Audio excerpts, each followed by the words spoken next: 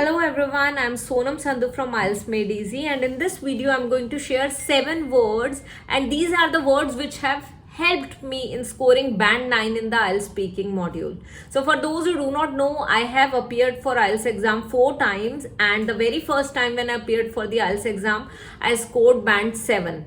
Afterwards I scored band 8, then band 9, and in the last attempt of mine I scored band 8.5. So I am going to tell you one thing. These are the words. I swear, guys, I have used these words in every single attempt of mine. And I'm pretty sure these words are going to help you as well. If you know how to speak fluently, if you do not hesitate a lot while speaking in English, you simply start using these 7 words and you are good to go. Trust me, one band तो extra मिलेगा ही मिलेगा इन 7 words की help से बस. एक basic knowledge होनी चाहिए, है ना. आपका इंग्लिश स्पीकिंग में इंटरमीडिएट लेवल होना चाहिए and 1 band extra with these 7 words, बस ये फॉर श्योर है. So without wasting further time हम फर्स्ट वर्ड से स्टार्ट करते हैं और हमारा फर्स्ट वर्ड है रीजुविनेटेड. तो गाइज ये जो वर्ड है ना, ये मेरा फेवरेट वर्ड है. ऑलमोस्ट मैं बहुत बार ये वर्ड यूज करती हूँ एंड इतना फॉर श्योर है कि हर एक एग्जाम में और कोई एक आधा वर्ड मैंने स्किप कर दिया पर रीजुविनेटेड नहीं स्किप करा होगा. सो रीजुविनेटेड होता क्या है? फर्स्ट ऑफ ऑल, रीजुविनेटेड एक एडजेक्टिव है, ठीक है. रीजुविनेटेड होता है कि जब आप फुल ऑफ एनर्जी फील करते हो, ठीक है, आप रिफ्रेश हो जाते हो, आप बहुत टाइम से एग्जॉस्टेड फील कर रहे हो या you have this hectic lifestyle और you desperately need a break, और उस ब्रेक के बाद आप रीजुविनेटेड फील करोगे. सो रीजुविनेटेड इज दैट कि after a phase of exhaustion you feel rejuvenated, और जो भी चीज आपको अच्छी लगती है वो करने के बाद. So for example, I desperately need to go on a break, ठीक है, मुझे वेकेशन पे जाना है, but Raminder Sandhu sir, who is my husband, for those who do not know, he is not taking me on a vacation, ठीक है.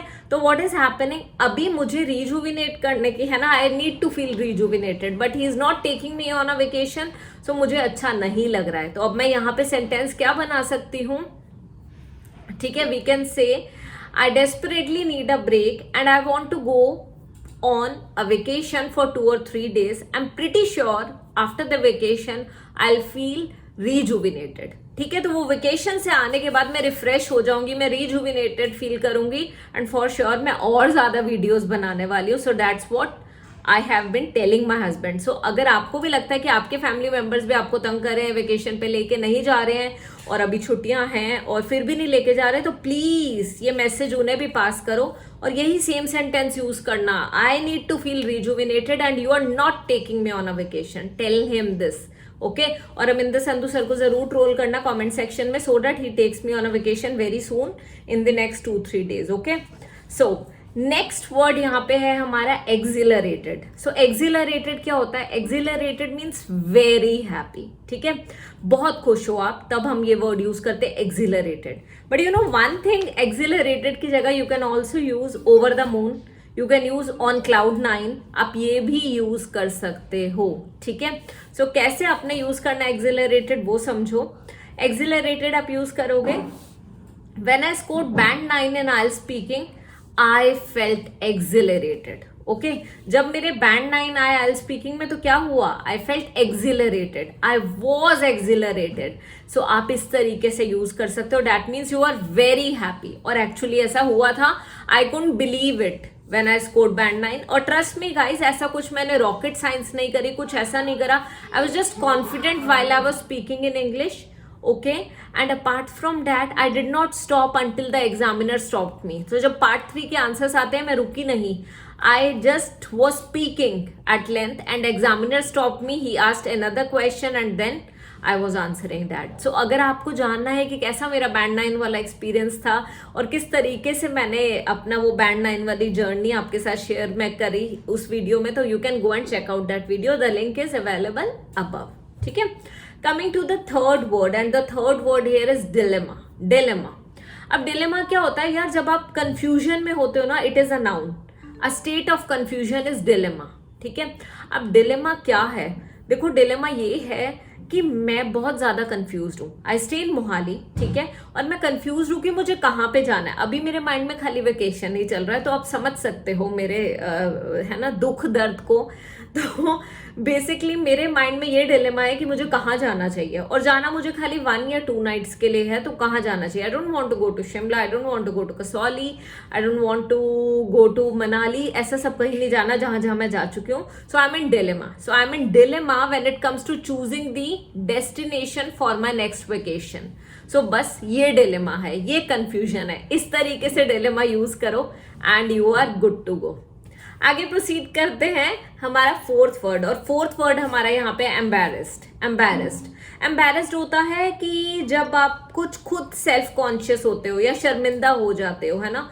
For example कुछ ऐसा हुआ, आई वॉज विथ समर, ठीक है. तो मैं समर के साथ किसी पार्टी में गई एंड वहां पे समर ने हम दोनों के बारे में कोई ऐसी बात बोली जो अभी हमने प्लान भी नहीं करी, है ना. फॉर एग्जाम्पल हम लोग सोच रहे हैं कुछ न्यू स्टार्ट करने का, और हम लोगों ने प्लान भी नहीं करा कि क्या स्टार्ट करना है, या फिर हम सोच रहे हैं किसी को सैक करने का, पर हमने सोचा नहीं है कि किसको या कुछ उसके सामने कभी बात करे, और उसने उसी पर्सन के सामने जाके बता दिया कि mama papa are going to sack you. So मतलब seriously it has happened. So तब आप कैसा फील करोगे? आप शर्मिंदा फील करोगे ना, embarrassed. I was deeply embarrassed, I was totally embarrassed when summer shared the news of sacking that employee in front of him only, and shared the news with that employee only which we were, or the one we were sacking. So कुछ इस तरीके से आप कुछ वो कर सकते हो, ठीक है. The person we were sacking, Summer simply revealed the news to him that we are planning to sack him. So I felt embarrassed that time. So इस तरीके से एक मैंने सिचुएशन बता दी.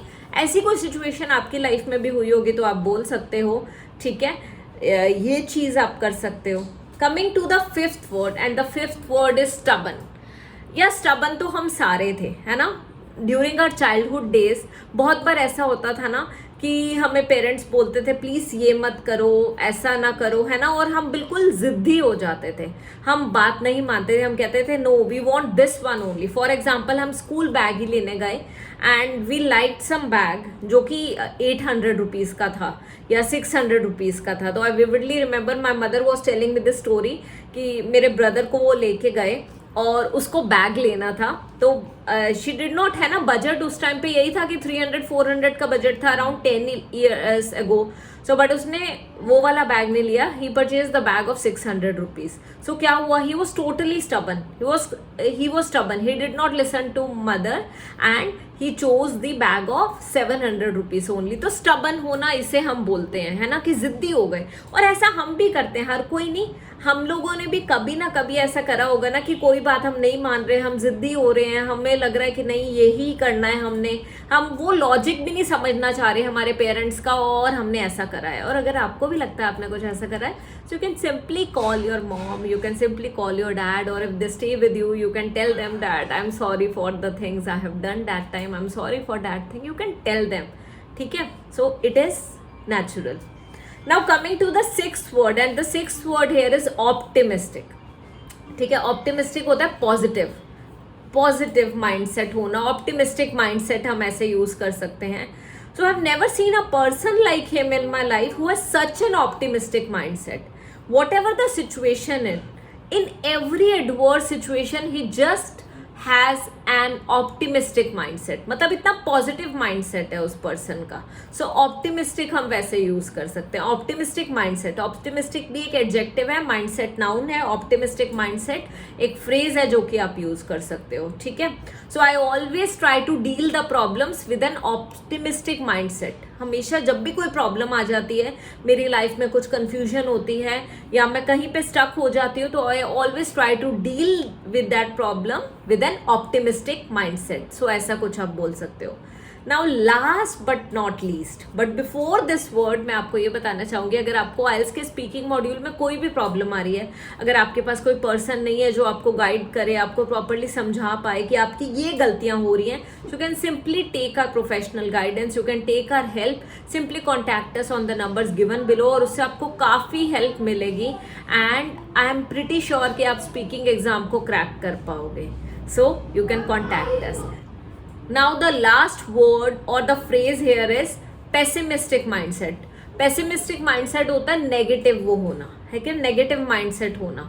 सो whenever you try to deal with a problem, ठीक है, और आप ऐसा कुछ बोल सकते हैं, whenever you want to get rid of a problem with the pessimistic mindset you can never get rid of the problem. आप डायरेक्टली ऐसा भी सेंटेंस बना सकते हो, with the pessimistic mindset we can never get rid of any problem in our life. In order to get rid of a situation in an adverse situation, we should always think optimistically. सो इस तरीके से कोई sentence बना सकते हो pessimistic mindset का. देखो, अगर लाइफ में कोई चीज अच्छी नहीं हो रही है, फॉर एग्जाम्पल आप अपना 100% दे रहे हो बट आपको वो एप्रिसिएशन नहीं मिल रही, आपको उसका आउटकम नहीं मिल रहा, रिजल्ट नहीं मिल रहा, तो होता है कि पेसिमिस्टिक माइंडसेट बन जाता है. आपको लगने लग जाता है कि हर एक सिचुएशन वर्स ही होने वाला है, कुछ अच्छा नहीं होगा, वर्स ही होगा. बट ट्रस्ट मी गाइज, हमें ऑप्टिमिस्टिक माइंडसेट रखना ही पड़ता है, क्योंकि पेसिमिस्टिक माइंडसेट रखोगे फॉर श्योर कि रिजल्ट तो आएगा ही नहीं. That's what you need to do. और आपको ये बताते बताते, मैसेज देते देते मुझे लग रहा है कि मुझे भी ऐसा ही फील करना चाहिए. बट कभी कभार हर किसी की लाइफ में ऐसी सिचुएशन आती है कि जब हमें लगता है कि no, this is not working, so we always adopt a pessimistic mindset. Please don't do that. Always think optimistically and I'm pretty sure उससे आपको काफ़ी हेल्प मिलेगी. So that's all for today's video. मुझे लगता है कि ये 7 words आपको काफ़ी हेल्प करेंगे. आपको कोई भी डाउट है इस वीडियो से रिलेटेड, या फिर आपको लगता है कि मैं किसी पर्टिकुलर टॉपिक पे कंटेंट क्रिएट करूँ, do let me know in the comment section. I am going to see you in the next video of mine. Until then, bye bye and सत श्री अकाल.